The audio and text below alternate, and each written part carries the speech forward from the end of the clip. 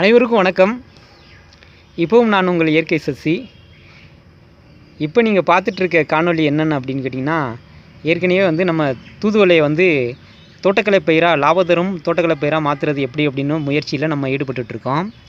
ஏற்கனவே உங்களுக்கு 45 நாள் பயிராக நான் உங்களுக்கு அந்த வீடியோ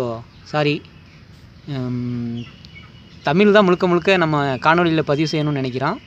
தெரியாமல் 1-2 வார்த்தைகள் நம்ம பிற மொழி வந்துடுது. அதுக்காக நான் உங்களுக்கு வருத்தம் தெரிவிச்சுக்கிறேன்.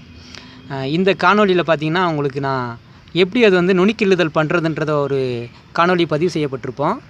நுனிக்கிள்ளுதல் செஞ்சதுக்கப்புறம் அதோடைய கிளைகள் எப்படி இருக்கும் அப்படின்றத உங்களுக்கு காமிக்கிறதுக்காக தான் இந்த காணொலி பதிவு செய்யப்படுது. எத்தனை வகையான கிளைகள் இருக்குன்றத நீங்கள் இந்த காணொலியை பார்த்து அறிஞ்சிக்குங்க.